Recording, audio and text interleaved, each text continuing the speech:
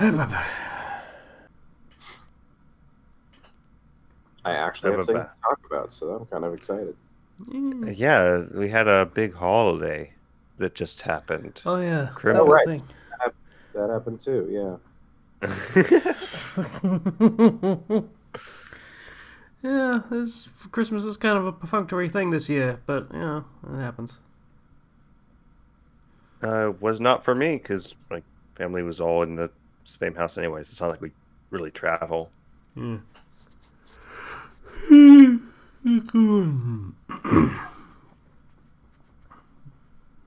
So yeah, podcast. Hi everybody, how's it going? Hi. So I just want to say that I played Spider-Man Miles Morales because Ooh, I got okay. for Christmas and I beat it. Cool. I know Is it it's fast. short? Or you just It is play short. it a lot? It is short. I mean, it was originally pitched as an expansion, if memory serves. In terms of length, it is somewhere between an expansion and a full-length game. So it's slightly more than an expansion, but not as big as the previous game. It is very fun to play. I got it on PS4 because I don't have a PS5 yet because I don't want a PS5 yet. Um, I thought that was and exclusive to PS5, so okay, no, that's interesting information. PS4 and PS5. It comes with a free PS5 upgrade. So when I do get a PS5, I can just put in the code and get a PS5 copy for free. Hmm. And that game, so with Miles Morales, for anybody who doesn't know, Miles Morales has two kind of additional powers in addition to the regular spider kit, which are bioelectricity and the power to just turn invisible. Now, bioelectricity is extremely fun to use because what it means is you basically have, if you hold L1 and then push one of the face buttons, you get essentially an upgrade version of an attack that does a ton of like you can jump and then do a lightning ground pound that just explodes everything around you. There's a lightning punch that just sends somebody flying, which is really fun to do off of buildings.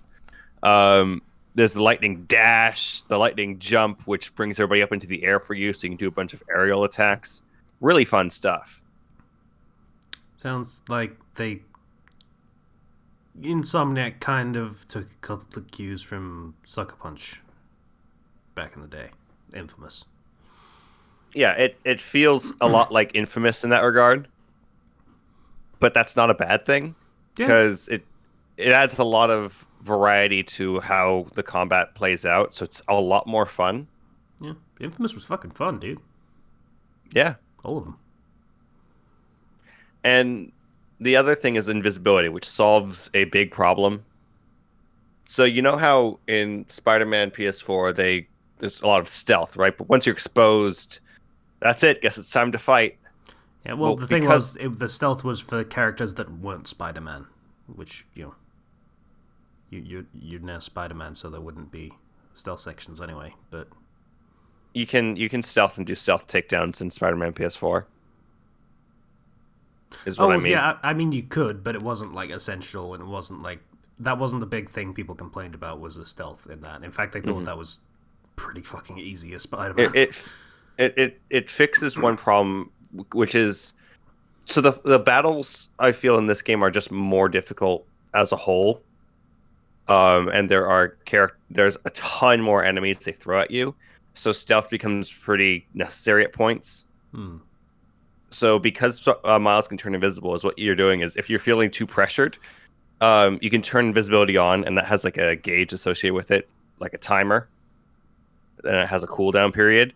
And once you go invisible, you can go back into hiding and re-enter stealth. Hmm.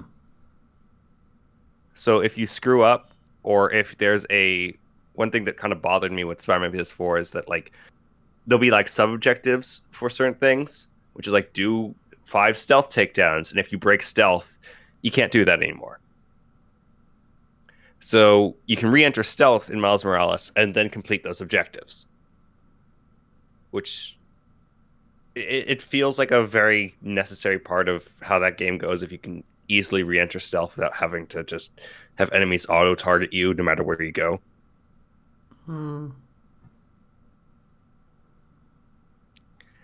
I haven't played it, so I can't really comment. But I will say in PS4, of Spider-Man original fucking naming conventions, I hate it. I did appreciate that whole once you're out of stealth thing in a way, because it meant the do this many stealth takedowns thing was actually a challenge. Like if you fuck up, that's it, you fucked up. Tough shit. Yeah. Well, Well, they balance it out in a few ways. By the time you get the invisibility, it's not until relatively late into the game. And once you do get it, enemies start showing up where they have special equipment that will just remove your stealth if you're not careful. So your invisibility will just vanish, or they'll have special visors that can see through your invisibility, so you have to be careful. So they put a lot of thought into making it feel balanced and fun, which I enjoy. Fair enough. The story took some turns I wasn't expecting, but a lot of turns I was. It's kind of so the premise is there's this organization, this company called Roxxon, and that's a real company as far as I'm aware. And they are pushing this new form as this new renewable energy source that is awesome and will eliminate nuclear power, and it's clean and it's safe. I'm thinking of Exxon. That's a different thing. Yeah, it's clearly what they're based around. Yeah, and showing up to try to attack this company, which is being portrayed as the good guys, is this organization called the Underground, and they have advanced tech, and they're fueled with their tech by the Tinkerer. And Spider-Man basically has to go on vacation for a few weeks because, he's taking some time off. So Miles is filling in. And Miles is kind of trying to find his own identity and go through some very difficult personal challenges.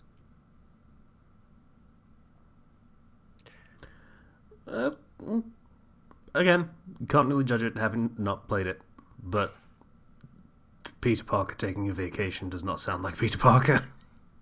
Captain Survivor's Guild. There's actually, I did watch the latest game theory about who the next villain was going to be, and they mentioned Peter is going to a country that's been mentioned multiple times as like this war-torn third world country that's bordering Latvia. So Doctor Doom might be involved. Yes, so his vacation may actually be the next game.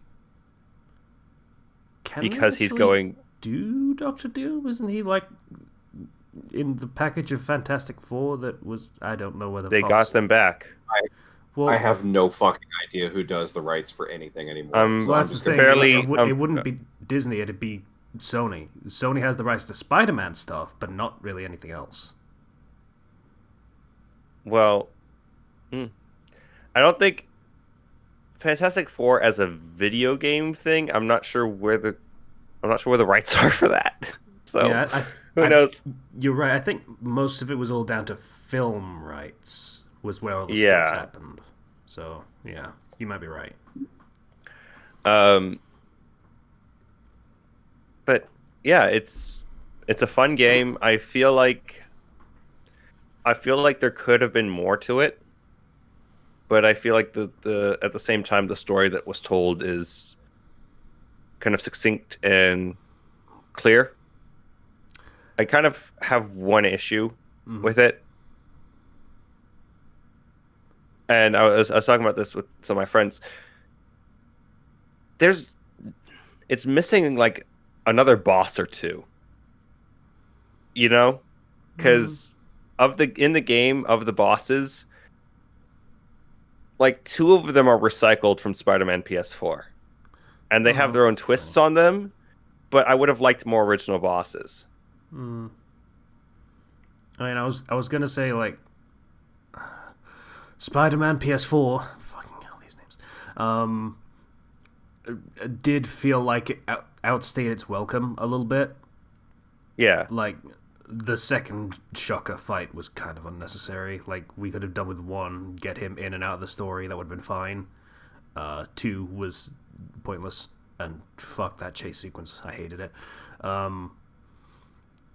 And there were some story beats that did kind of feel unnecessary and like padding. So I'm kind of happy to hear that it's a little bit more compact in terms of like game scope. You know, you never really want a game to start feeling like a chore to get through. Yeah, it never felt like a chore to get through. Yeah. All the additional objectives and like map stuff that was added was just fun. And I also mentioned you have stuff like a lightning dash and a lightning jump. Those work while you are swinging around the city. So this means that you can get an additional lightning jump to do more tricks and to navigate through it. So navigating the city is actually much more fun. Which is a feat, considering the original was very fun. Yeah. I have one very, very, very important question to ask. All right. Is Screwball in the game? No. Thank fuck. Okay. Lesson learned on that front, I guess. Whew. I didn't hate her. I'm curious if what the generalized opinion of her was. Did you play the DLC? No. You know those challenges that I forget who sets them? Was it Taskmaster? I think it was Taskmaster in the original. Mm-hmm. Yeah. Those are all Screwball in the DLC. It is fucking miserable. Everyone hated it. Everyone hated her. Everyone hated her challenges. It all sucked. No one wanted to do it. That's fair. There is absolutely no Screwball. There's very few Marvel characters in it to begin with. Did the game feel like as it was cut down or kept to a smaller size because they weren't sure of the reaction it would get, or does it still feel like a complete product? It feels that's kind of difficult because I feel like there could be more of a third act, if that makes sense. Because in Spider-Man PS4, that game is huge. There's a lot. There's huge world-changing acts that change the state of the world. The state of the world doesn't change from beginning to end in Miles Morales. Yeah, that's a little disappointing because I do remember really enjoying just how fucked everything started to feel as you got towards the end of Spider-Man. That was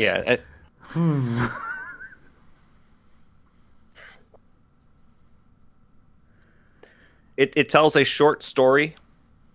I think in terms of game length, it's probably like I did pretty much everything. I wouldn't say it was more than 15 hours, probably less.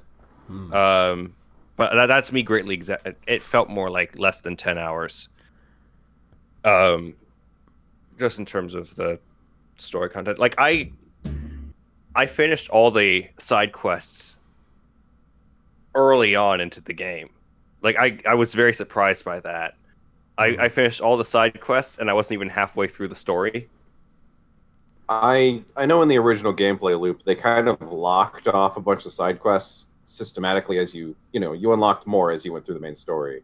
there are some 10, that and then you get 5 more that are specifically demons, and then you get 5 more that are specifically convicts. There are some that are locked off, but like the actual Spider-Man in this one, because Miles Morales and Genki work together, is he has an app And through the app, he receives requests, and those are specific side quests. And Oh, so it's not just like Radiant stuff that you have yes, to. Yeah, okay. That's there is probably Radiant better. stuff as well. There is some Radiant stuff as well, but it's not nearly as huge of amount as in Spider-Man PS4. Yeah, that certainly will help in it not feeling like it's overstaying its welcome, because those got But to be a chore towards the end. the actual side quests, though, they all have spoken dialogue with Oh yeah, unique animations. It's like they're like fully fleshed out things. yeah, like the original had that too. Yeah. But when the game is like, man, I should probably check the app and see what I can do while I wait for this update on this one thing, and I check the app and there are no new side quests, and that happens again and again and again. Sony really wanted this to be a launch title, didn't they? I know that happened a lot in the original, but that was the game's hint that, hey, we just unlocked more quests for you. So if they're not unlocking quests systematically with those little in-game... I beat all the quests already, so I guess I'm checking and there's no new quests. I already got the Spider-Man outfit for doing all the quests. Wow. That should definitely be one of those little flags that programming, that little speech does not play, because if all the quests are done, that's pointless. Yeah. So it's shorter, and I kind of wanted more because the game is so fun to play. I like how the different upgrades all play into the lightning system, and how he has a bar for that, and as he progresses through the story, he gets more sort of charges for that bar. So then you can do things like chain lightning moves together and get lightning back because of these other upgrades. And yeah, it's fun. The costumes are all great. Like, I got all the outfits. The Spider-Verse costume comes with a suit mod that makes your character move in and into the Spider-Verse frame rate. Oh, okay. Which is really nice, very trippy. I would not recommend doing that if you are likely to get sick by that. But it's nice it's there. Yeah. Overall, characters were fun. I ended up caring about a lot of the characters, and I couldn't help but feel like, we were talking about how this game is probably rushed to be at launch. Some of the faces look weird. Oh, that's the thing. Not just the Peter face, because I know about the Peter face. The Peter face is uncanny and horrifying, but the other faces in a lot of cutscenes or just in-game rendered stuff, it looks bad. I don't remember it looking this bad with Spider-Man PS4.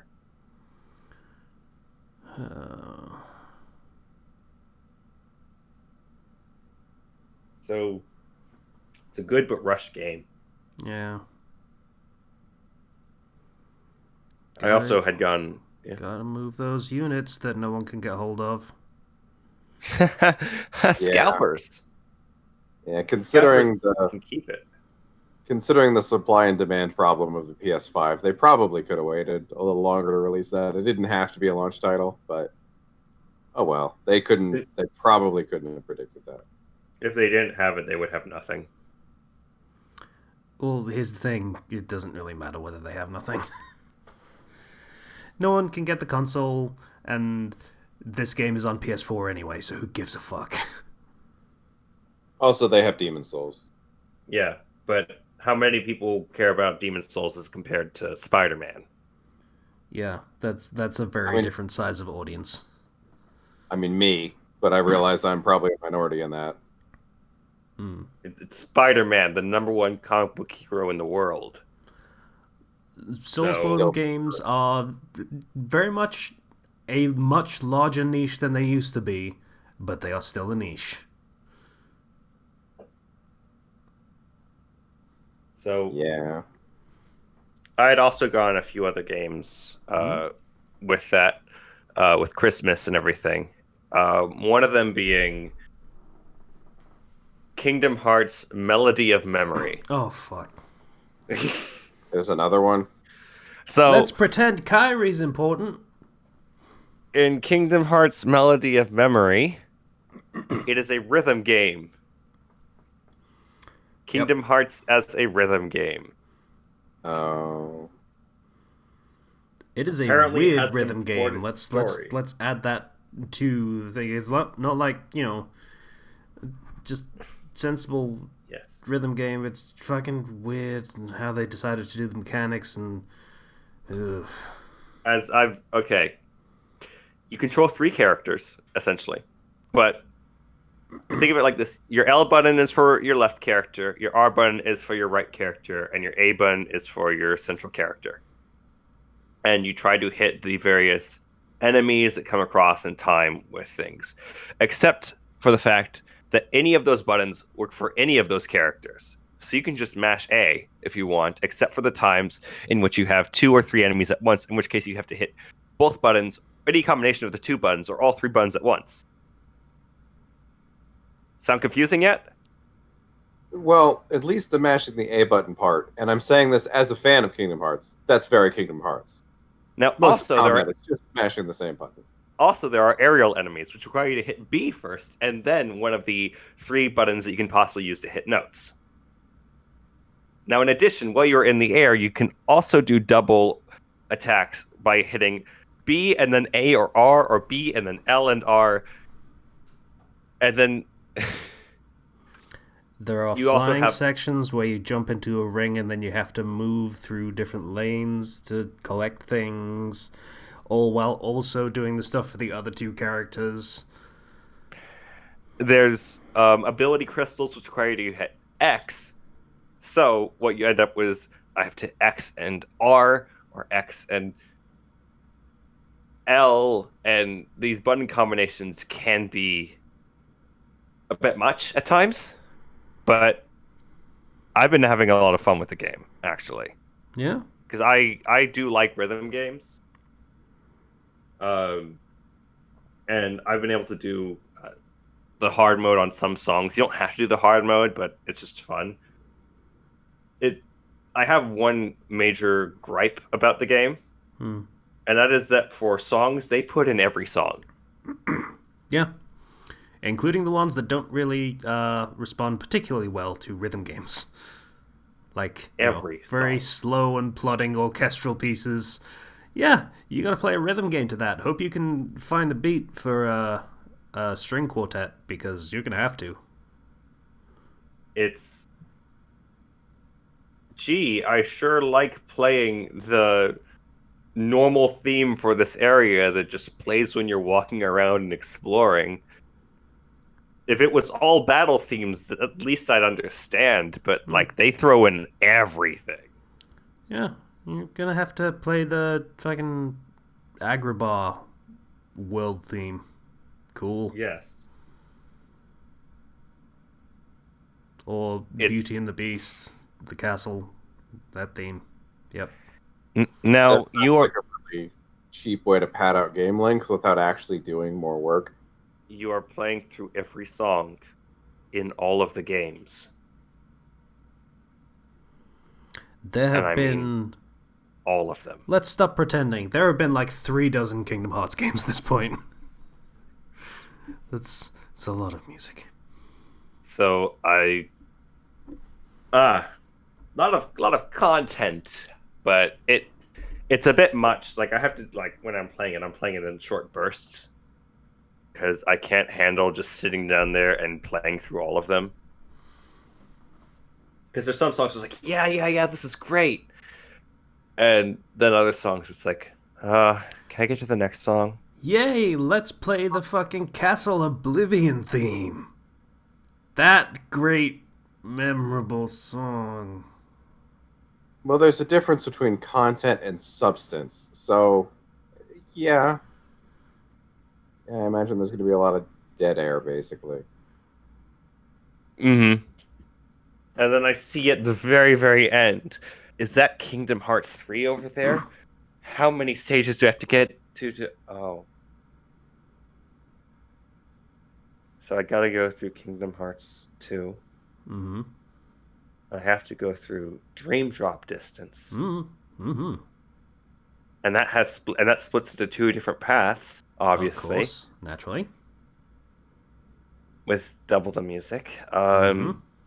Here's another branch off for the one that goes between Kingdom Hearts 1 and 2. There's Chain another of branch Memories. over there. Chain of Memories, yes. Mm-hmm. There's another branch over there. I'm not sure what that's for. Recoded, I presume. And once I get through all of this, Oh, also 358 over 2 days. yeah, I don't know if there's a branch for that. There might be. That might be the branch that I was seeing. Huh. So every song. Yeah, Mm-hmm. lots of content. Not all of it good. Hmm. Still, rhythm games for me are just kind of calming for the most part.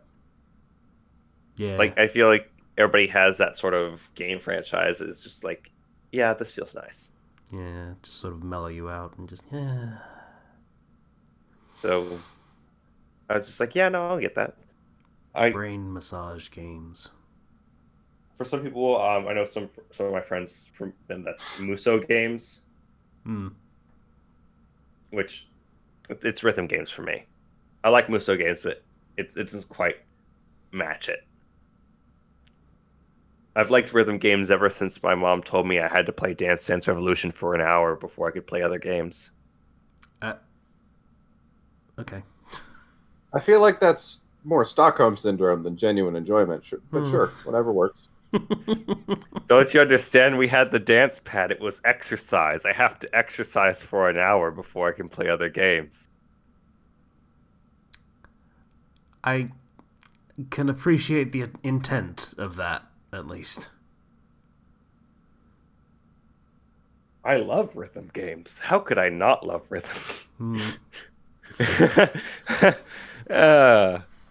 Use Dash on phones is fun. Um, yeah. So I also had gotten the new Crash game. It's About Time. I haven't played that yet. Hmm. And I had gotten Ghost of Tsushima, Hmm. which I believe has just finished downloading on my PS4. Yeah. Winner of Game of the Year. Yeah. Winner of Game of the Year. Yep. So, yeah. High hopes Anyway. for that. I'm hoping to also play Omori that just launched on Christmas, which is a very. I saw trailers for this game like years ago when they were working on it.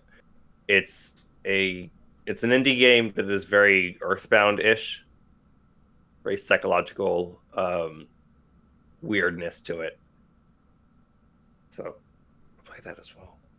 My brother got me the first volume of The Boys as comic, and character designs are very different, but Oh, I imagine. also lots of I can see where they censored some things Oh, yeah. as opposed to the show. They Lot go more, graphic. lot more banging in the comics, or like what? Violence or Banging and violence. oh, fun. So I'm like on page 4 and there's just quote, "Wait till you see where I wipe me dick, love." And there's yeah. Wow. Yeah, the Boys was a, let's call it counterculture thing. Just kind of disenchanted with the concept of superheroes and decided to deconstruct them. Of hey, you can get superpowers. Most people that get them are going to be shit and not turn into supervillains, but just kind of be shit people with superpowers. I like the Yeah. I like the show.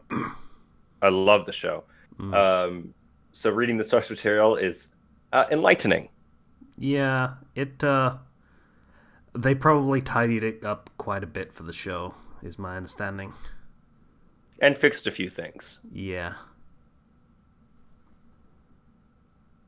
There was one last noteworthy thing that I got for Christmas, and I had put it on my Christmas list a while ago and did not get the chance to change it. Cyberpunk for Oh, yeah. PS4. Oh boy. Oh boy. This game is still in its package. I see in the corner it says PS5 upgrade available. So now I am putting it away. That's fair enough. I'm not playing it on PS4. There's a free PS5 upgrade, and when I get a PS5, at least I'll have like 2 games. Yeah, that's fair enough. Plus, they'll probably have patched everything. Or at least most things. Or at least some things. You know, assuming as long as I don't get sued into oblivion. Oh, you mean like the current class action lawsuit that's being made against them? Yeah. Yeah. You mean the made 4? by babies, yeah. The 4 class action lawsuits being filed against them? God, people are pathetic. One of those is by their investors, I believe. I think all of them are by their investors, to be honest. Mm-hmm. There's just 4 different lawsuits going on because your stock price dropped. This is your fault, even though we probably pushed you to do the release really quickly. But it's still your fault.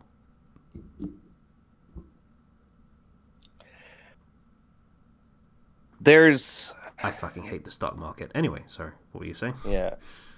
There's a lot of negativity around Cyberpunk, and I had wanted, like, when I first saw the stuff for Cyberpunk, I was like, that looks so cool. Because I love that sort of stuff. But... There are people that really enjoyed it. Not like, oh my god, this is the game of the generation, everything is Cyberpunk, is the best and everything. But really enjoyed it. Thought it was a great game. And those are the people that didn't really run into bugs. So once they patch it, it's probably going to be a great game. Again, not game of the generation, not the game to end all games, like people hyped it up to be because people hype everything to fucking everything. But still a great game, supposedly. Honestly, everyone I've talked to that's actually played the game has enjoyed it. I mean, it's not groundbreaking or anything, but... Yeah. I think I will enjoy it, but I would rather play it 3 months from now when it has been patched and I have a PS5. Yeah. That is the way, is my understanding. Or if you have a super fucking hyped up PC, sure. But otherwise, I mean, I have a good PC, but I don't think I have nearly enough of a good PC for what it wants. Yeah. Likewise, I have a good PC with a broken fan, so that probably doesn't help. But it wouldn't run Cyberpunk, I don't think. Not to any standard that you would want to play it anyway. Mm-hmm. Also, I've been converting my friends to a mobile game that I've been playing called Guardian Tales. And that's been nice.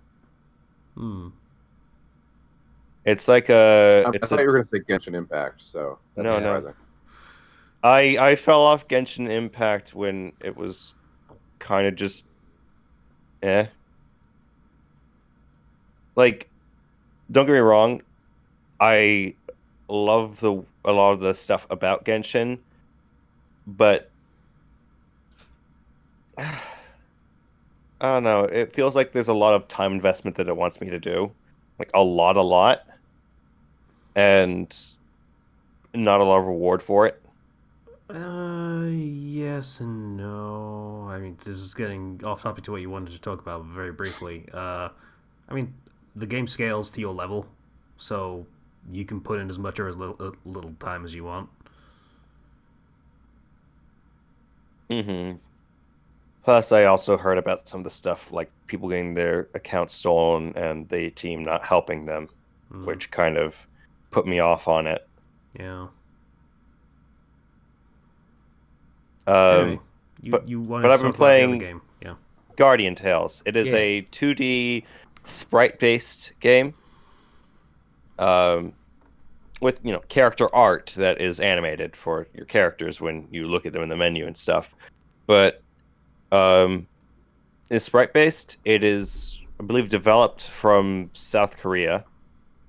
The game is hilarious. It has fun gameplay. It kind of plays a bit like uh, classic Zelda games and stuff, where you're running around, you're solving puzzles, and there's even like a red-hatted female Link who's looking for the Master Blade as an NPC you can run into.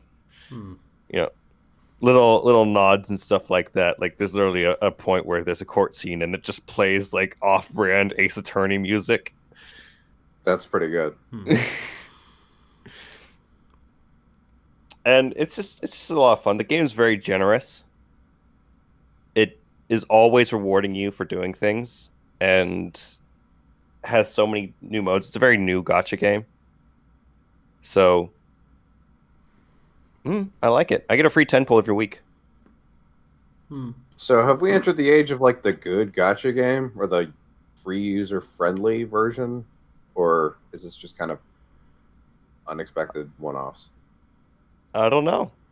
I know that this game is generous and it is always giving me free stuff, so I'm down for that.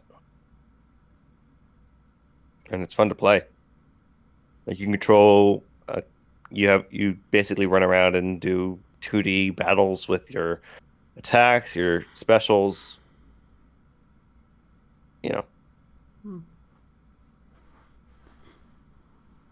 It controls very well too. And my friends are commenting on that. It's like this controls very, very well as opposed to like Dragalia, which is also like you control characters who run around and do battle stuff, but Dragalia kind of controls poorly. Anyway, uh, been enjoying getting my friends into that, and not a lot that immediately comes to mind for significant other presents, but I did get a $25 gift card for Panda Express, so yay, Hmm, awesome. food.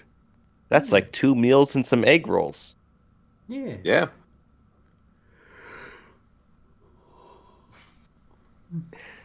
How you guys been? Not bad. Seasonal depression is a thing, but I'm getting over it. Hmm. How you doing, Sisa? Good. I had actually some things to talk about this week, so that's pretty good. Yeah. Let me just pull up my notes because I made those because I'm scatterbrained these times. Okay, so I saw Beastars, the anime, a little while back, a couple weeks, I think, like 2.5 2 weeks. And then I binge read the manga, and oh boy, the tonal dissonance is strong between those two. The anime is very serious and very bloody and angsty. The manga is silly and fun, kind of question mark. It's really jarring, and I think that's down to the art style of both mediums. The manga uses 3D models, and it's a little hard to do like outlandish facial expressions with a 3D model without making it look horrifying. Yeah. So, but in defense of the anime, the combat scenes are way better. way better. The manga blue balls the hell out of you with any kind of combat. They keep interrupting battles to have flashbacks or character development or whatever. I don't think there's a straight fight that happens once. And it ends really abruptly.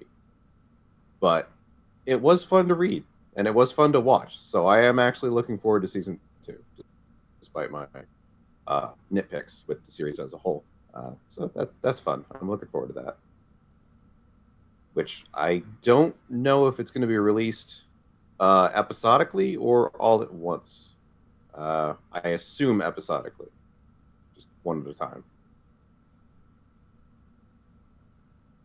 Oh. I've seen a lot of stuff about Beastars, especially when it was coming out, so I've definitely had some interest in it, but I didn't know there would be that big of a disparity between source material and adaptation. Oh, it's crazy. Yeah, I mean, just check out just episode 1. It sets the tone pretty quick in the anime, and then just check out like the first 3 chapters of the manga sometime. If you got like a spare 10 minutes. Is this like the thing where I don't know what it is with certain adaptations of manga being drastically different in either good or bad ways from the source material? Like, I remember recently, what was there, that reviewers show where the adaptation of it is literally just porn? Interspecies review? Yeah. Yeah. Mm. Yeah, apparently the manga wasn't too bad. The anime really stepped it up. It was all just implied stuff in the manga, but then they just go full graphic with the anime. Well, yeah. I haven't watched the anime. I think I did read one chapter of the manga though. That was.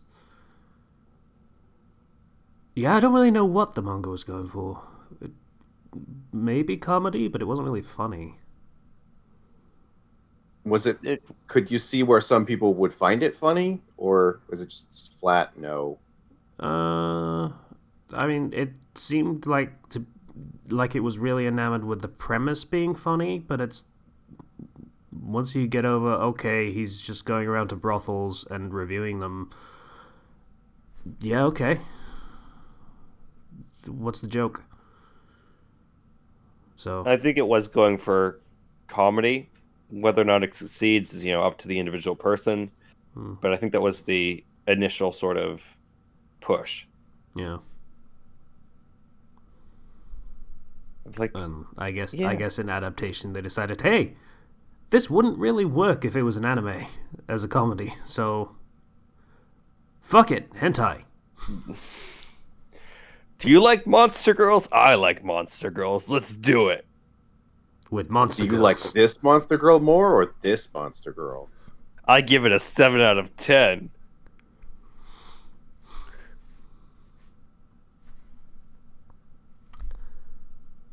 Anyway. So, yeah, that's been my anime experience. I also fell down the VTuber hole, as many have. Yeah. Yay. Started watching Project Melody, who was recommended to me. Very funny. I was already watching Nuxtaku's videos. I wasn't subscribed to him, just saw his stuff come across my feed all the time. Yeah, it's the same thing. They have a bunch of like hentai recommendation videos or just videos about hentai in general, and it's just so fucking hilarious. So that was my opening. Then I found Iron Mouse, who is just adorable. Yeah, she's great. Everybody loves Iron Mouse. And then I started watching the Iron Mouse Neanders videos, and I couldn't stop. And it's just welcome. Yeah. It took a while, and I can't really watch any solo content. Streaming, I mean, they are, even despite being VTubers, they are just streamers, and that's never been really my format of enjoyment. Yeah. Is a solo person. So I really only watch the group videos, but still, it's enjoyable, very much so. So that's been fun. I have not dipped my toes into any of the Japanese-speaking VTubers, or any other language. because I mean I listen to most of content these days. I Yeah. cannot not multitask, otherwise I go crazy. Yeah. Like I I can't imagine actively watching a Japanese streamer because you have to have subtitles and you have to be focused on reading the subtitles or you're not going to understand anything. So you have to pay all of your attention to it, and that's just not how people do streaming most of the time. How people enjoy it, rather. Yeah. Like, you just have it on in the background, and if something interesting is happening, you tab over. And that's how I do it anyway. Yeah, no, that makes sense. So that's been fun. I'm looking forward to watching more of those videos. I'm not. Am I allowed to talk about the Mandalorian? I don't know. Because I have strong feelings. Okay. I think. Hold on. When did that come out? Like a week ago. I think. Yeah, it's probably fine.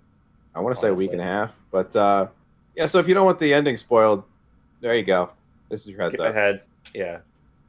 So in the final, I want to say 10 minutes of the last episode, all the good guys are trapped behind this giant bulkhead. There's a bunch of dark troopers just pounding on the door, and they're getting through. And you're like, okay, how are they going to get out of this one? And do you know what I hate about the Star Wars universe? Force users. Yeah. Terrible. I hate them. I fucking hate the Force. And so, when big dick Force user Luke shows up, it just solves all the goddamn problems. It really takes away from the narrative, stake of the entire thing. It's terrible. Why? Why would you do this? It's blatant fan service in a series that has just been, so far, has been pretty fantastic in, the characters solving problems.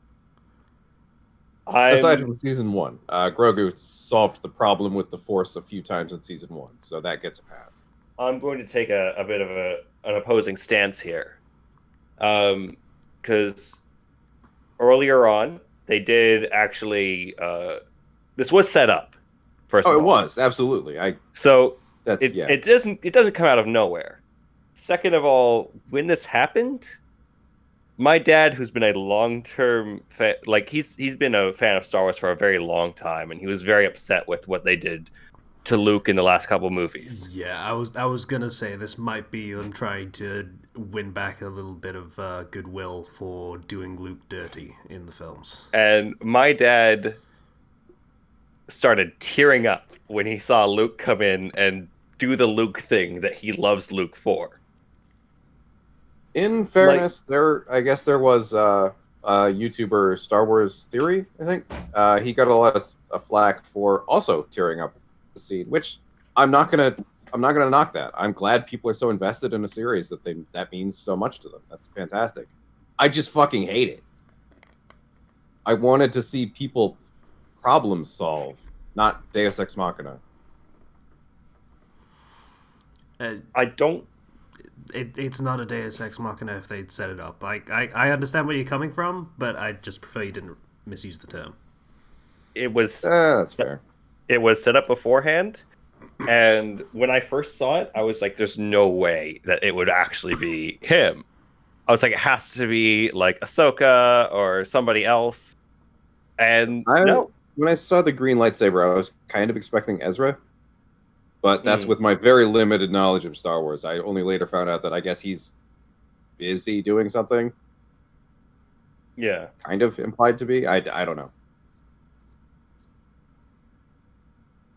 It's difficult because, like, there is a sort of a negative bias towards the Force users because I feel, especially in the later movies, it's just kind of BS what they do with them. And I don't like Rey at all. I don't like what they do to Luke. I don't like what they do to most of the characters and how they treat the Force. And one thing that The Mandalorian has done is it has kind of brought back the unknowable mysticism of the Force as something. They've done a lot of work to try to repair the perception of it. In being like, I don't know what this is. I guess these Jedi are just wizards or something. I guess I gotta take this child to go find a wizard, an evil wizard or wizard who wants to kill me because we don't get along with these wizards. Which, I mean, from someone who's not a Force user, that is pretty much exactly spot on. So, Yeah. good on them for getting that. And I don't have a problem with Luke showing up because you got to take into context three things that are happening. Number one, they're fully establishing like when this is taking place. Number two, there's a tragic twist to this. Luke shows up and he takes Baby Yoda with him. What happens to Luke's students in the future movies? Oh. I actually have thought about this. We've kind of seen what happens when Luke is faced with someone who's a gray Jedi or has gray or dark leanings even. So yeah, I'm curious how this is supposed to go. Then again, we also saw him use what I've come to now find out is a dark side power. When he crushes that robot at the end, that is a dark side ability, sort of. Apparently it's on the border, but if you use it against robots, you're fine. But yeah, It's Force telekinesis. it is. I mean, yes, that is the implementation of it is called Force Crush, but it's just yeah. And I kind of like how Mandalorian Season 2, it does introduce elements of the sort of main quote-unquote Star Wars continuity, but it never feels like it, from my perspective at least, it never feels like it takes away. It's like, why is this character here? No. Well, because of course this character would be here. Why is this character... It all makes sense. It's never... They're always a side character. They're treated as a side thing. Mm-hmm. Yeah, so they're a perfunctory character in this story, not these. This story is a perfunctory story to these characters, kind of thing. Like, Luke shows up and, you know, it's Mark Hamill voice acting, obviously, with a younger version of his face being CGI'd. Yeah. And he's like, you know, I can take the kid, I can protect him, he needs training. And then the rest of the scene just focuses on the Mandalorian and on Baby Yoda, Grogu. Like, it doesn't feel like it takes away from things. It's just, this is... If anything, my main sort of problem is that it feels like a rushed ending, somewhat. It does feel like the last 10 minutes are very stacked. Things happening quickly, but that's not completely unheard of for a series. Mm-hmm. That's not completely unheard of for a Disney series. Like, I remember the first season of Agents of S.H.I.E.L.D. It ended rather similarly. Of just, hey, big important character from the movie shows up, and everything gets solved in 5 minutes. That being said, there's still loose threads that need to be resolved in the next season. Oh, plenty, yeah. I have heard a theory from both a friend of mine who thought it up roughly, and then I saw a YouTube video on it a second later, which is a little weird, but thanks, Google. Thank you for that. That they're going to just continue the timeline from The Mandalorian, and they're just going to steadily make the prequel movie or the sequel movies non-canon by just not talking about them. I would love that. Just sequel movies? They just continue the timeline and just... They're gonna GT it. Pretty much, yeah. They just don't ever get to that point in the future. So whether it's canon or not, you never know. Yeah. Oh, that's great. These are not the sequels you're looking for. And you changed things just enough so that if you look at it hard enough, GT's not canon. Or for GT, it definitely isn't canon now. But at the beginning, you just... you just quietly push it to the side. I don't know if that's actually going to be the case, but the possibility of that just amuses me so much. I'm fine with Jedi being the, like, they are problem solvers, but like normally for the most part, a Jedi showing up is just like, oh crap, what's going on? Who is this person? And then they're gone, and it's like, okay, back to business as usual. Like they're still there, but they're never the main focus. Yeah, Jedi and Sith showing up should be like, oh, okay, some shit is really going down now. While they are here, everything just got really more important. I would like them to leave so things can be less important, please. Yeah. And that's kind of how I feel like they've been treated in The Mandalorian. You're not wrong. Yeah, they've been used very sparingly. And I mean, we get Grand Moff has the Darksaber, and that's seen as a big deal, even though he has really no special ability to use it at all. No, he has no skill, and he gets, there's a battle over it, and it's like, this is really tense because I know what that thing can do, and I know that if it so much as touches the Mandalorian, he is dead. And he has to fight it without having a lightsaber, so it's just, I don't know, I like that. Adds a lot of tension. I have been part of this conversation without having watched the show. I should probably watch the show. Go watch the show, it's great. There's an entire episode where they go undercover as stormtroopers, and like the stormtroopers are like, they actually help them because of being chased by pirates, and the TIE fighters shoot out. It's like, isn't this weird that the TIE fighters are helping us? The TIE fighters took out what's going on? And then you see the stormtroopers, and they're like, yeah, congrats, good job, guys. And I'm like, they're people. Oh no, they're people. Yeah, they're not just clones like they were in the previous installation. These are actual people. Yeah, that was the thing. The Empire had to actually recruit people because the cloning was kind of not a thing anymore. It's very expensive, is what it was. Yeah. Ooh. It's good. It's great. So, fair enough. My woes have been soothed by this conversation. I'm still a little annoyed with the Force, but that's more me, the show. Yeah, it does treat it well. I totally get you. That unpleasant taste is probably going to take a while to go away. Yeah. Like, yes, I totally get it. So it's completely fine if that's frustrating. Force is just going to solve the problem, but it is something that's treated with an amount of respect for once. So yeah, I think that was the argument that won me over, was the show, like, realizing the show really does use it very sparingly. It always serves an actual story purpose. If somebody is using the Force, it's because, oh crap, that's important.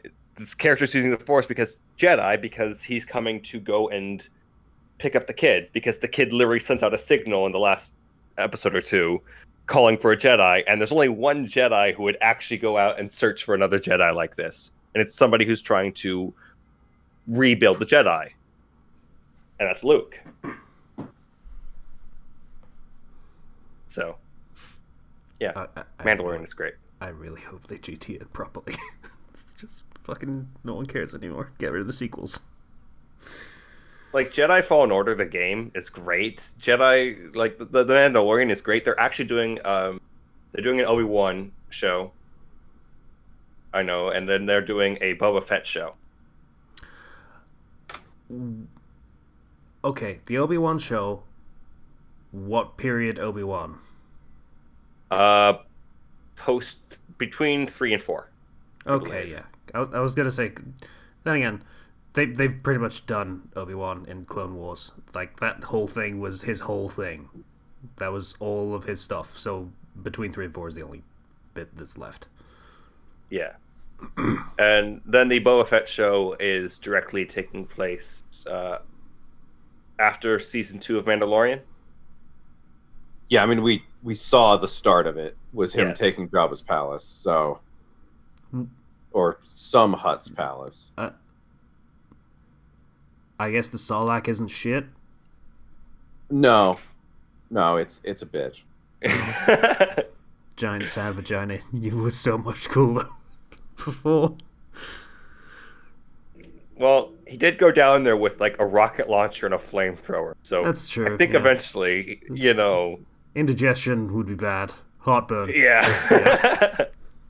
I honestly, the most unbelievable part of that is the fact that he got away and his armor was not.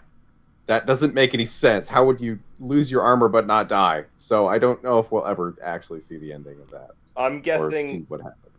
I'm guessing that what happened is he escapes the Sarlacc pit and collapses outside, and then Jawas just steal his stuff. Yeah, no, that makes sense. Okay, yeah, fair enough. Problem solved. That's happened several times. That's literally where the armor is found by the Jawas having it, and it's like, well, of course. Fucking Jawas. Yeah, they're great. I'm not gonna lie. I want my armor back, Jawas. I remember playing Lego Star Wars, and I fucking loved playing as the Jawas Yes, for no reason. I love it. Same. I'm kind of trying to put together a Jawa team in Galaxy of Heroes, a Star Wars mobile game I've been playing.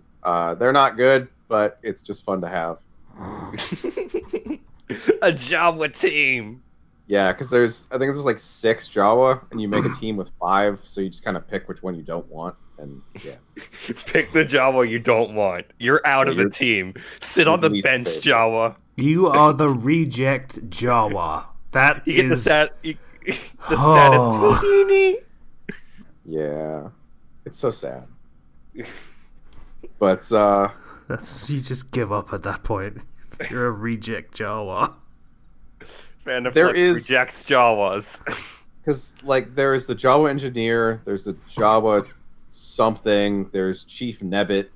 There's a bunch of named characters or characters with a role like the engineer, but there's just one basic Jawa, and I think that's the one that's going to have to get the cut. Basic Jawa. Yeah, he's too basic for my team. It's also weirdly hard to get shards for. Everyone else is pretty easy. That regular baseline Jawa is super difficult, actually. You gotta steal from other players. Apparently. I But, need to choose between yeah. those titles. I don't know what I'm gonna do. I don't know. The only other thing I've been doing is just endless Hyrule Warriors the whole time. I have discovered why my not complaint, but my commentary on the game is that it's more of a Zelda game and less of a Warriors game than the previous game. Hmm. For better or worse, it is more Zelda, less Warriors. Yeah, I feel you. And I like it a lot, but I also like Zelda games a lot. So I think I don't know. I really enjoy Muso games to just casually play them. They're my stress relieving game because they're so mindless. So I don't know. It has a very different appeal. It's hard to say. it's got perfect dodges and parries, though, baby. Yeah. That is actually really nice. It's nice to feel like there's some element of skill. It's not just making my numbers bigger. Mm-hmm.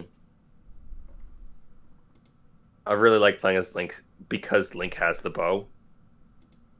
Yeah, I didn't realize how important and good that was. Because what you can do is you can do a backflip and then pull out the bow midair to always get the slow-mo. Which is really important on some enemies. They don't like staying still. It also means that since I played Breath of the Wild, whenever I come across a Linnell, I can just do what I do against Linnells and beat it easily, which is nice. Yeah, it is really funny in Link levels where you're supposed to fight a Lionel and they expect it to be the big tough enemy and you're just destroying it because I spent a long time farming for Lionel parts. It's really cool how your skills in one game can translate to another, made by a different development team in a different genre.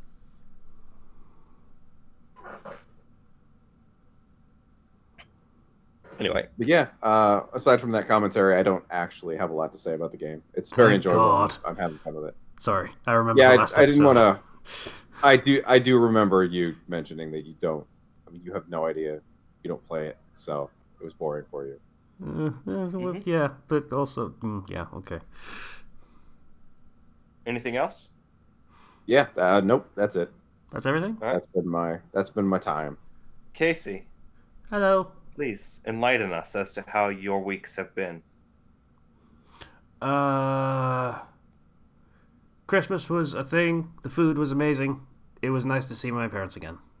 Yay. That's Yay. about all I have to say about Christmas. Yeah. I'm skipping it I this had year. great food too. I had lasagna. We always have a Christmas lasagna. That's Italian fucking weird, family. but you do you. It's great. It's great. I had turkey, like any respectable Christmaser. What? What? That makes even less sense. No, that makes the rephrase. same amount of sense. I'll rephrase. I had turkey like any respectable British Christmaser. You That's fair. Okay. colonial heathens having your turkey 1 month early. So, I bought One Piece Pirate Warriors 4 on the Steam sale, because I like those games. That was the thing. I have yet to play it. I've been playing Genshin because, of course, I have. What else have I been doing with my time off? Figuring out how to make farming go really, really, really, really fast in Fate Go, which was really nice. I'm so happy that I did that. And now I don't have to sit there for hours on end doing farming, because it was the worst part of the game, and now I can actually enjoy playing it again. Yeah. I am not doing that. I'm just tapping away.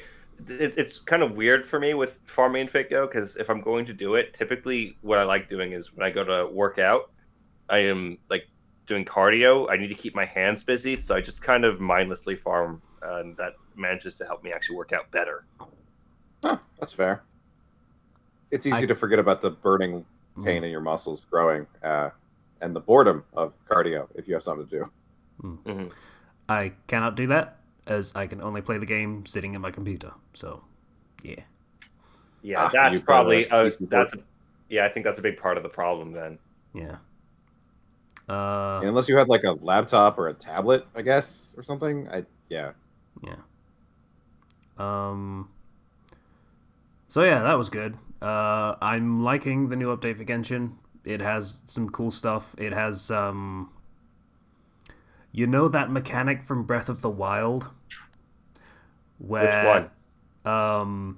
you go to a cold area and it will basically make life really difficult for you, because the cold will have a status effect on you Yes. until it starts actually killing you. Mm-hmm. It has that in this one area, Wonderful. because it is that fucking Is it- cold. Is it fun? The weather statuses are one of the less fun parts of Breath of the Wild. So Yes, it is fun, because here is how simple it is. You go to the area, a meter starts building for sheer cold, it's called. If that meter gets full, you will start losing health on all of your characters. oh, But it is very easy to find a place where you can get that sheer cold reduced, because all you need is a fire. Any kind of fire. So if there is a brazier, there are plenty of them dotted around, just fucking light it and just stand there for a second and the sheer cold will go away. A cooking fire, a pot, that works too. There are little like totems around that you can activate, and that will just set a permanent warm spot. where you can do it again. And, like, it can be a bit of an inconvenience, but it's an inconvenience that, you know, plays to the setting and it makes sense, and it adds a different dimension to the combat because you have to actually pay attention to that while also fighting everything else.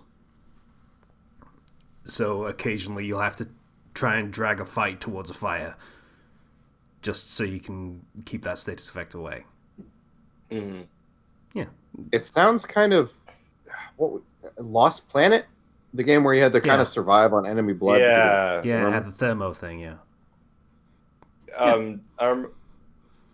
In Breath of the Wild, that the whole freezing problem can be solved by, like, the most interesting thing about that is how it can be solved. So it seems to be the same sort of thing with Genshin, where how you solve the problem is more interesting than the problem itself.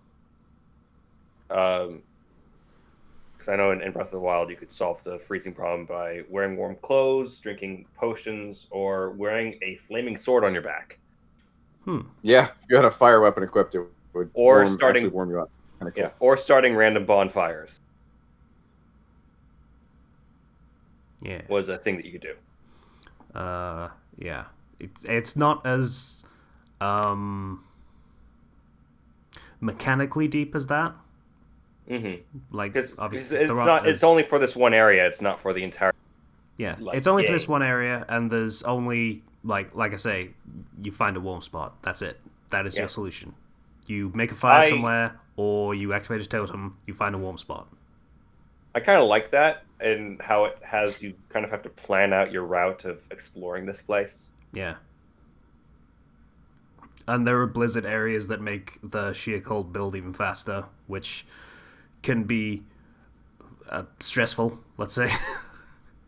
Because it's like, it also makes it harder to see because there's like gigantic gouts of like grey mist around during a blizzard, and yeah, that makes picking out a brazier or a campfire that is literally just very, very, very dark brown, almost black, against a lot of white and black and grey.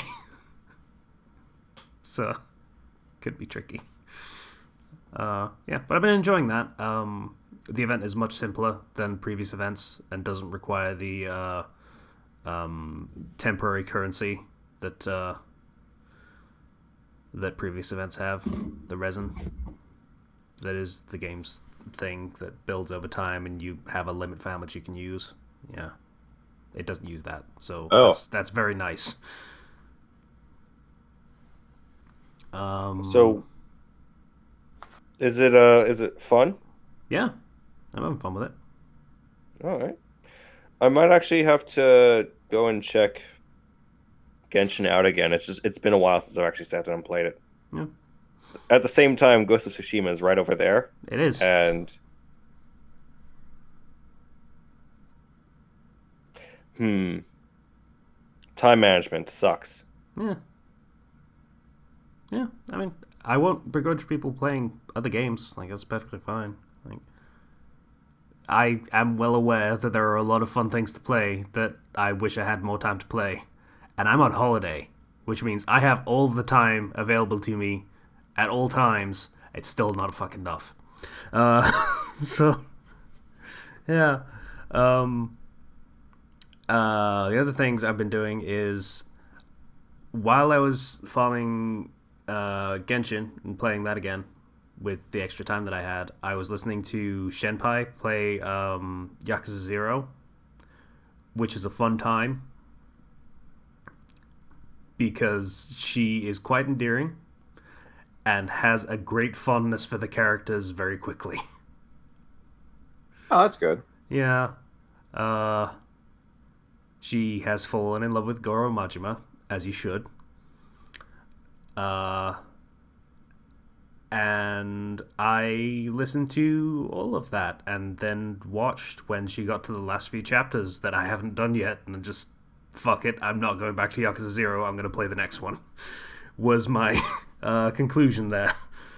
Like, I have been stuck at not finishing Yakuza 0 for like 2 fucking years. I need to put a pin in this shit so I can move on. Yeah, Yeah, I mean, watching it is not a bad solution if you're having trouble doing it yourself for whatever reason. Yeah.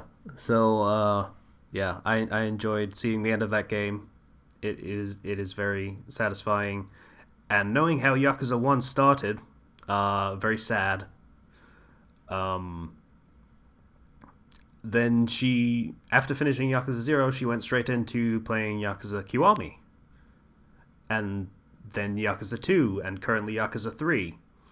Uh, so I started playing Yakuza Kiwami to get that story before she does, before I saw her reaction to it. Uh, and I finished that today, actually, earlier today. That is a fun game. I need to finish Kiwami. It is very stripped down compared to Zero, but that is because it was a remake of the first game, and it could only add so much. Gosh, John, I have so many games I have to finish. It was a Time. fun game. I look forward to how sad it will make Senpai, because, oh boy. Sad pie. Yeah. She is also very fond of a certain character that was very prominent in Zero and had a very different role in Kiwami.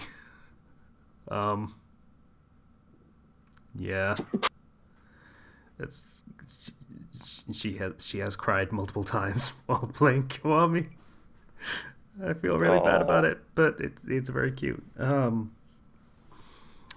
Yeah, so that is a fun game, though. Like, for what it is.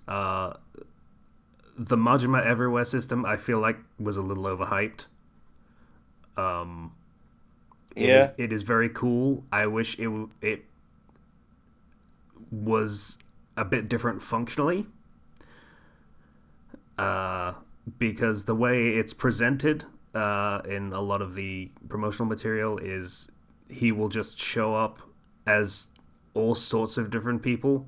No, he doesn't. He will show up in a couple of different ways at the beginning, and then you will unlock another one, and one of his subordinates will tell you how to unlock that one.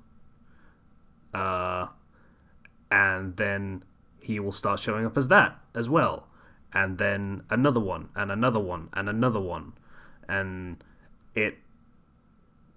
it kind of takes away from the surprise of it. Like, if I had just gone through the game and suddenly I passed by a cop and it turns out, oh shit, that was Majima, that would have been cooler than his subordinate being like, hey, you should go in front of the Millennium Tower and talk to Majima, who is dressed as a cop, and he will search you for weapons. And that is exactly what happens, and it is way less interesting than him just showing up and stopping me as a cop. Yeah, that sounds less enjoyable. I get why they would do that so you don't miss it, but yeah. Hey, you know what's really great? Taxis. I love taking taxis everywhere. You should take a taxi. It's less interesting. I did not appreciate that was how they did it. But, you know, it is what it is. Makes me sad. It is what it is. But it is always better to have more Majima because he is always fun. More Majima. More. Also, I like that he is legitimately just an unpredictable character, a la a lot of other unpredictable characters that you could name. Like, you know, a Joker figure is like an easy pull because he was voiced by Mark Hamill in the dub in the original. Mm-hmm. But yeah, there was a moment towards the end of this game where I was like, I don't know what he's going to do in this situation. It could be really good or it could be really bad, and I don't want to know. Like, it was actually unnerving because, yeah, I don't think he's going to do a really bad thing because he's kind of a heroic character, but I could also totally see him doing a really bad thing. Yeah, it was Don't know what he's gonna do next. it's it was a fun game. It was a sad story. It was a little clumsy, but it was written in 2005, so I give it a pass. Um,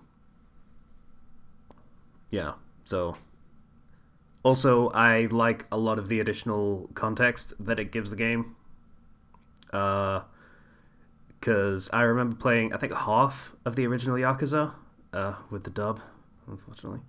Um, and I remember what the story looked like in that. They have added a bunch of stuff to flesh it out because of Zero and what Zero added to the story. Because, do I want to spoil this? I mean, it's not really a spoiler, it's just the basic plot thrust of the game. But, I mean, yeah. I don't play Yakuza and probably won't, so you're good on my front. Yeah, it's probably fine. If you really care, and you really should fucking play Yakuza at some point, by the way. Anyone listening to this, it's really good. So in Yakuza 0, you have Kiryu, main character, and then you have his brother, like sort of, Ace and Luffy style brothers, like where it's sort of like just a brothers not by blood kind of thing. They grew up together. With Nishiki.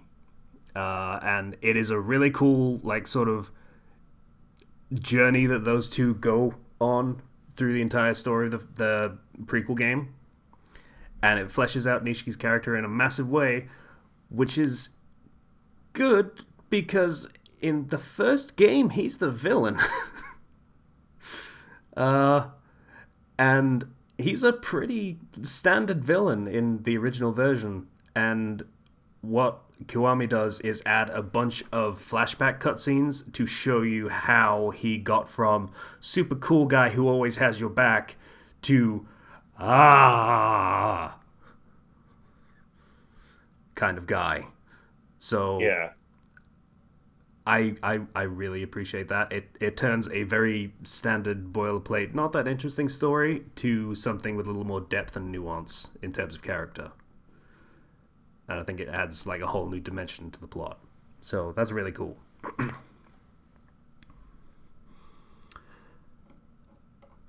I think that's it. Like, not gonna lie, like 45 hours logged was my final completion time for Yakuza Kiwami. So that's been a lot of my time for the past week or so.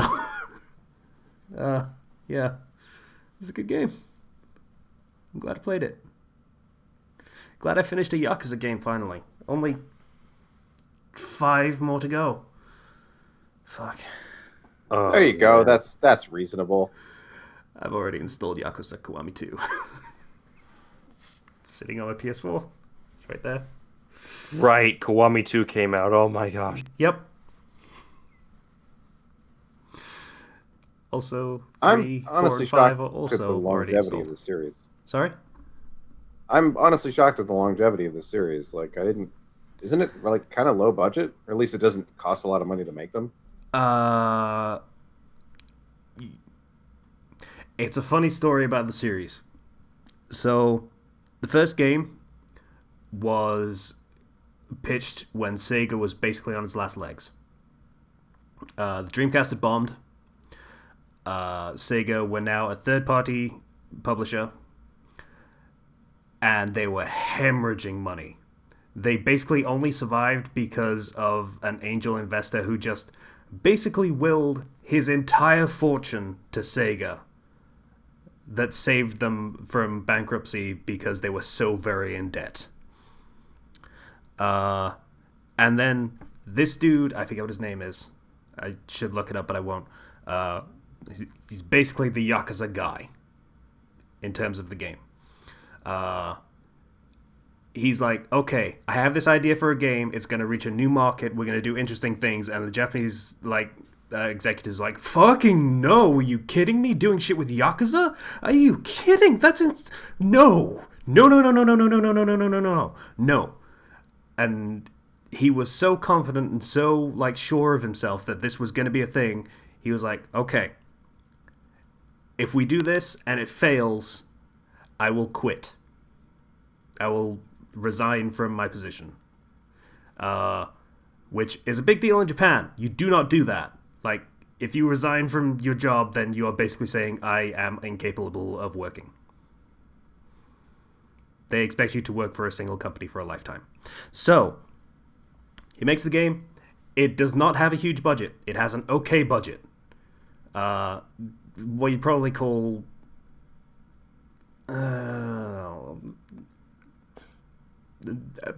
bigger than a B game, but not AAA. We're so not even like the biggest indie. I mean, it's not. It's still bigger than an indie, but you know, it's not like GTA kind of crazy shit. It's a decent budget, it's a healthy budget, but it's not crazy. It's not what you would expect from a AAA publisher, which Sega at the time still technically were. But you know, so they make the game. It does okay. It does good. And then it does better. It does very well in Japan, specifically. Overseas, not so much. Not really a big thing in overseas. And they have struggled for a long time to make it a thing overseas. But in Japan, it's pretty solid. So that's why the games have been managing okay, right up to Yakuza 0, which I'm fairly certain was the point where it started to get okay. People in the West are starting to catch on to this, and the memes are starting to spread of, like, Bakamitai and shit. I'm like, okay, this is starting to catch on in the West as well. This is now a tentpole franchise for Sega. Cool. Mm-hmm. And then they released 6, and then Kiryu's story was over. So they had to start over. Shit. So then... Judgment came out, which was a complete spin-off and a weird thing that, you know, it was a Yakuza game in Ace Attorney drag, I guess. And then Like a Dragon, which I am looking forward to getting to, because I watched Pat. That was it. I watched Pat from... formerly from Super Best Friends. Pat stares at now. Yeah. I watched him play the first few hours, and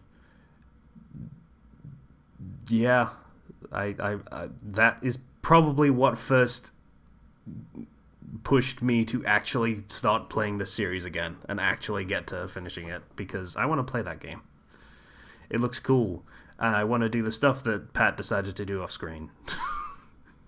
Because he does that, apparently. That is a running thing with him. Sadly, yes, actually. Yeah. That's always been a thing. Yeah. So, looking forward to that. I don't know whether I would play with the sub or dub at this point. Oh, you really don't have a preference on those? Like, neither one stands out to you? I mean, it's... If it was the same cast as the original, I would be like, no, it's going to be the sub, obviously, because holy shit, the performances are good. But since it's an entirely new cast and it's actually a decently put together dub, like, if you go back to the original Yakuza and listen to the performances of some of the voice actors, like I think it was Michael Madsen played Shimano. It was bad. Like there is footage of it, and it's like there's footage of him reading his lines, and it's like you can see him like trying to figure out what this line says while he's reading it while giving his delivery. Oh, it is horrifying.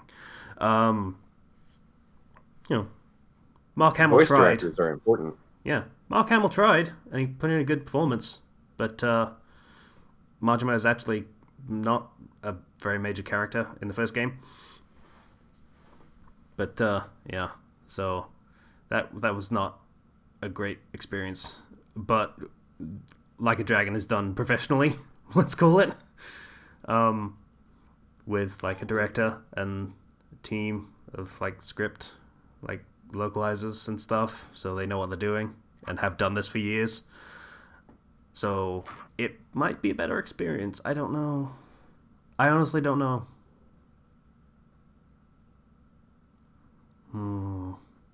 Sub or dub, the classic debate continues. Yeah.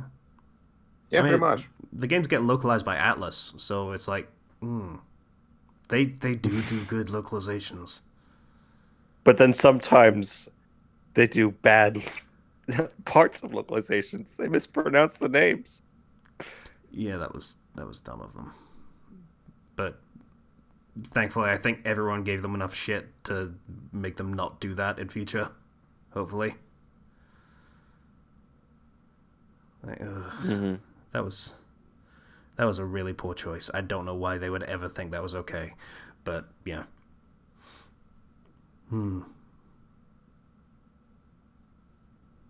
Oh, guys, the weather is getting really bad, and I got to get to work. So It I gotta has start been leaving snowing early. here for like the past 3 days. It has been bad. All right, so that's pretty much everything I got though. So that's cool. Yeah. Podcast is fun. Yay, podcast. Podcast, yeah. There's something I want to talk about when I finish it next week, whenever we record next. But I'm currently not done with it yet. But once I have finished watching this particular show, I'll be able to give my thoughts on it. Okay, Sweet. cool. But yeah, that's it for me as well. We can just Podcast, yay. Stuff. beat the podcast. Yeah. Discord link in the description. It's public. You can join, talk about stuff and things. Also Patreon link in the description. We'd appreciate it. Yeah, very much it. Like, yeah. Hey, go back to bed. That was. I need to go back to bed, so I'm gonna do that. Bye, everybody. See you guys. See ya.